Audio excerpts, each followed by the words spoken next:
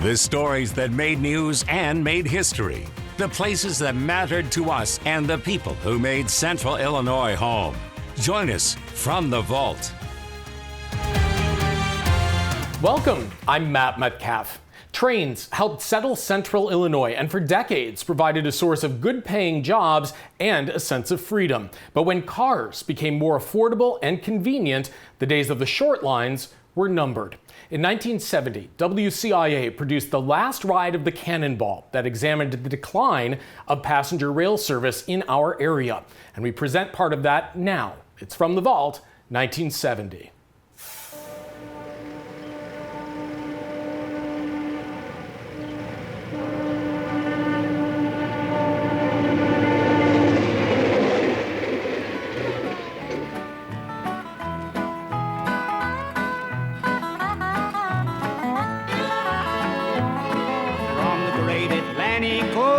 To the wide Pacific shore, from the queen of flowing mountains to the south bells by the shore. She's mighty tall and handsome and known quite well by all. She's the combination on the Wabash Cannonball. Listen to the jingle, the rumble and the roar as she glides along the woodland, through the hills and by the shore. Hear the mighty rush of the engineer, that lonesome hobo squall. You're traveling through the jungles on the Wabash Cannonball. That's the way they used to sing about the Cannonball. But that was years ago. It's not even the Wabash Cannonball anymore. The Wabash line has been taken over by the Norfolk and Western. The N&W still runs the Cannonball every day, but it's shrunk to 2 coaches and losing passengers and money. And the railroad is fighting a running battle with the Interstate Commerce Commission over whether there's a need for the train anymore. The railroad says no.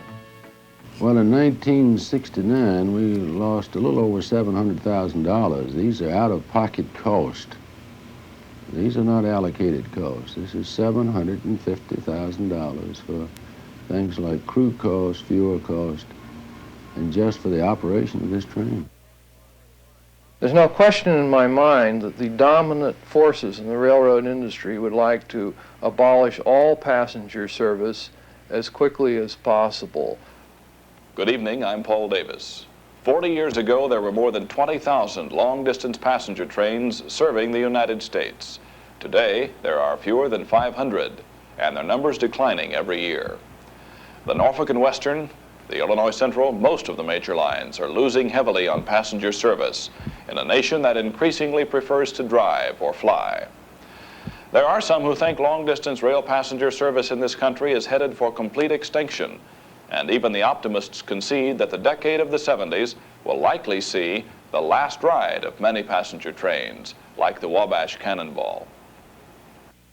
Listen to the jingle, the rumble and the roar as she glides along the woodland, through the hills and by the shore. Hear the mighty rush of the engineer, that lonesome hobo squall. You're traveling through the jungles on the Wabash Cannonball. From the vault, celebrating the rich history of Central Illinois. Brought to you in part by the Abraham Lincoln Presidential Library and Museum. Online at presidentlincoln.illinois.gov. From the great Atlantic Ocean to wide Pacific shore. A century and more ago, the railroads played a key role in the settlement of Illinois, indeed of the whole Midwest. When the railroads came, one historian has written, Eastern Illinois between 1850 and 1856 settled as if by enchantment. It blossomed with towns and farms. The decade of the railroads, the 1850s, saw Illinois' population more than double. The iron horse replaced that other horse as the way to get around. Railroad men developed their own heroes and their own folklore and songs. Wabash Cannonball is probably the most popular railroad song ever written. It's been recorded hundreds of times, and different versions have been found around the world. Early railroad records show two trains named the Cannonball in the 1880s. One ran from Chicago to Kansas City. The other made the run from St. Louis to Omaha. At 27 miles an hour, it was one of the fastest things on rails. The Cannonball disappeared from railroad schedules for most of this century. Then, in 1950, the Wabash Line pinned the name on its Detroit to St. Louis run, hoping, perhaps, that nostalgia would help lure passengers back. It doesn't appear to have made much difference. Boys on the Wabash Cannonball.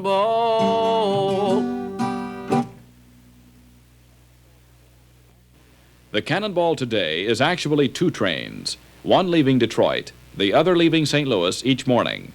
If they're on time, they make the nearly 500 miles in 10.5 hours, or just under 50 miles an hour.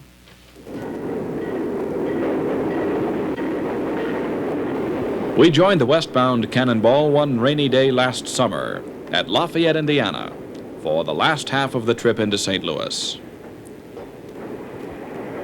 Lafayette is a college town, but on the average, only 6 people a day board the westbound Cannonball here. We took our ride last June because we thought it might be our last chance.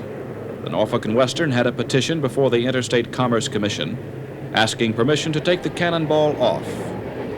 But a week later, the railroad was ordered to keep the train running, at least until July 1970. According to the railroad's figures, about 30 passengers start with the train in Detroit. 54 more get on at stops along the way, and 40-some get off. That leaves fewer than 40 passengers on board when the train pulls into St. Louis. But are passengers deserting the railroads, or are the railroads driving them away? On the Cannonball, we found some N&W employees who contend it's the railroad's fault. Oh, the service is not as good as it used to be. We don't have as good of cars. We don't have an on-time move like we used to. Facilities, dining, and so on is not as good as it used to be. General maintenance is poor. Why is this? I haven't been able to figure that one out. Critics also claim the railroads deliberately let passenger coaches get dirty and run down. We found a train that was rather old and shabby, but more drab and dingy than actually dirty. The coaches are 20 to 30 years old, and they're showing their years. Another complaint charges that railroads deliberately run trains behind schedule to discourage passengers. The Cannonball stayed very close to the printed timetable when we were on it, but then as a check for several days after that, we noted the arrival time at one Central Illinois station. 6 times out of 10, the Cannonball was at least 30 minutes late, and one day it ran almost 2 hours behind. A Norfolk and Western spokesman has claimed only one train in 20 runs even 20 minutes late. Maybe we hit a bad week. Who takes trains these days? Some people because they don't drive and find a train less expensive than a bus or plane. There are others who just enjoy the train, who find it a leisurely, relaxed way to travel.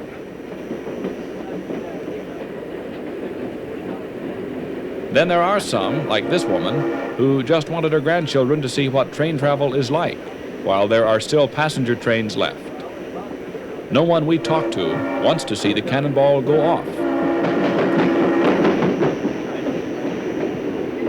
I'm taking the train, and I happened to get on the Cannonball, mainly because of the expense and because I like the train better than any other way of going. I don't think I want to travel by plane. I'm used to with the train. I suppose I'd have to take a bus. And that's worse than the old milk can. You wouldn't fly on the short hop? No, I don't think so. It's like to New York. It's over before you've eaten your meal.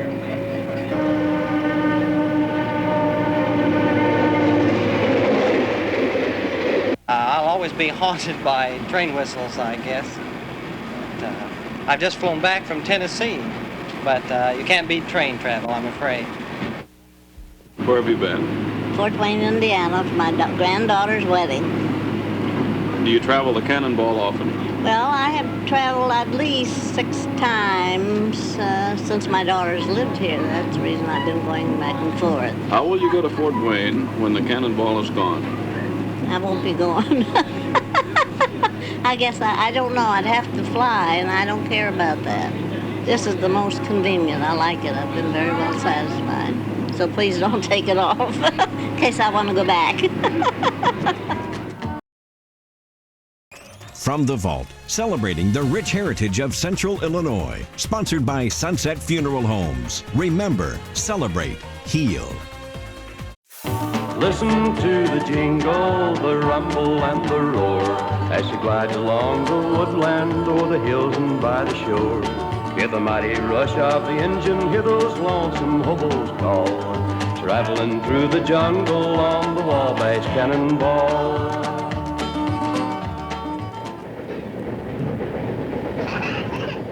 Many railroads have taken off their full dining cars and, like the Cannonball, substituted a coach with a snack bar. Critics claim the railroads removed the diners to discourage passengers. The railroads say they took off the dining cars to reduce expenses and thus give the trains a better chance to break even.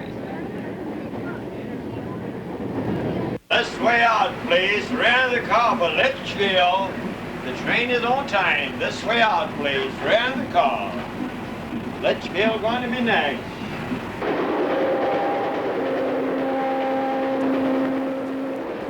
The railroads say crew wages in general are a major expenditure and are inflated by what the railroads charge are unreasonable work rules. During its 10.5-hour run, the Cannonball, for example, goes through 4 engine crews. The crews change at Montpelier, Ohio, Peru, Indiana, and Decatur, and each gets paid for a full 8-hour day. Routing also poses a problem. Coming into St. Louis, the Cannonball crosses the Mississippi just a few miles north of the Gateway Arch. But the train is then routed in a circle to the north and then west of the city. It takes nearly an hour to complete the trip to Union Station at the west edge of the St. Louis business district. Like most railroad depots these days, Union Station is a relic of another era. St. Louis has always been a major transportation hub. It is the western regional headquarters for the Norfolk and Western. But the N&W is now trying to get out of the passenger train business. Vice President Walter Clement. At the present time, the railroads in this country are losing $200 million a year out-of-pocket cost for the operation of passenger trains. Our business is to serve the public. Now, we can't serve the public in an efficient way if we go broke. You don't go back and pay $250,000 for a simple coach that people are not, obviously, are not riding. You don't pay $350,000 for a new diner. So each day the equipment gets 1 day older, a week older, and so forth. I've worked for the Norfolk and Western for 35 years and had a lot of association with other railroads. I have never heard any supervisor or official or any management of any of these railroads show any inclination to deliberately downgrade a passenger train. Never. The stories and people you remember from Central Illinois. Once again, From the Vault with Matt Metcalf. As rail ridership declined, the future of passenger rail service in Central Illinois hung in the balance. Once again, Paul Davis and the last ride of the Cannonball. While the railroads petition to take trains like the Cannonball out of service, this man seeks to keep them running. He is Anthony Haswell, a Chicago attorney who's chairman and founder of the National Association of Railroad Passengers, a nonprofit organization with over 5,000 members. Well, the goals of the association are to represent train riders and also those who would like to ride trains but at the present time find that the service will not meet their needs. We are not in business to preserve each and every train. We recognize that passenger service has to be greatly restructured, and there are going to have to be some more discontinuances and abolition of wasteful parallel services. In the end, it comes down to environmental considerations. We simply cannot expand a great deal further airport and highway facilities. The railroads have the beauty of the first place being already in existence, and the second place of being able to handle, say, up to 10 to 15 times as many people in the same time span as one lane of expressway. So we have a mode of transportation which has tremendous capabilities for moving people with the least possible damage to the environment. But even Haswell doesn't see much need for the Cannonball as it's scheduled now. Looking at it from a broader viewpoint, this train is an all-day run between Detroit and St. Louis. With airplanes between those 2 points, not many people are going to ride a train all day for 10 hours. To the extent there is a market along that route, it would be, say, into Detroit in the morning and back in the evening, or into St. Louis in the morning and back in the evening. I'm thinking the first instance from Fort Wayne, and the second instance from Danville and the towns on west in Illinois. But this train is scheduled in both directions exactly the opposite. Yet you have spoken favorably of the decision by the Norfolk and Western to reschedule the Bluebird out of Decatur. Why, certainly. I think that is a perfect example of what I'm talking about, because that train will leave Decatur at 7 or 7:30 in the morning and offer a service into Chicago for the benefit of people down in Decatur who want to go up to shop or to have doctor's appointments or to conduct business or whatever. Then they'll be able to come back in the afternoon at 5 o'clock. That's precisely a pattern of service which will meet a need and a market. During the 60s, while other railroads continued getting out of passenger service, the Illinois Central was an exception. It actively promoted trains like the Panama Limited and the City of New Orleans. The IC was especially proud of its mini corridor, providing service from Chicago to the University of Illinois at Champaign-Urbana and to Southern Illinois University at Carbondale. But at IC headquarters in Chicago, policy now appears to be changing. The line recently petitioned to discontinue its Mid-American from Chicago to Memphis via the mini corridor, and also the Governor's Special from Chicago to Springfield. Henry Davenport is the IC's Vice President for Passenger Services. He talked about the mini corridor. It has not been profitable. It has been less, or has resulted in less loss to us than our previous operation. The Commerce Commission ordered hearings on the IC's petition to discontinue the Mid-American. It's very possible that we may be in a situation where the service that we have now and the way it's structured and the way it fits into our society will have to die, and something else will have to be born to take its place. Railroad men who reflect on the plight of the passenger trains today are quick to point out that freight has always been their biggest source of revenue, and freight service continues to prosper today. But when it comes to long-distance, city-to-city passenger service, most railroad experts agree the only real solution will be some form of federal subsidy. The present administration is moving in the direction of setting up an entirely separate company to operate passenger trains, which would simply deal with the railroads to the extent that the railroads would still control the tracks. I think this has a great deal to recommend it. We certainly hope that some money will be found in this session of Congress to start modernizing rail passenger service. As I said before, the government has spent billions and billions of dollars and continues to do so, and this is aside from any amounts recovered by user charges in building highways and airports and airway facilities. We have a massively and completely unbalanced transportation system, which we've now got to correct. The opinion appears to be growing in Congress as well as among the railroads that the nation has need for a system of passenger trains, but that it is unrealistic to expect private corporations alone to keep the trains operating at a financial loss. there is increasing support for some form of federal subsidy. And although passengers appear to be abandoning trains now, there are some who see a day when Americans will forsake the crowded highways and airways and turn to new high-speed trains as a comfortable means of getting from place to place without further polluting our environment.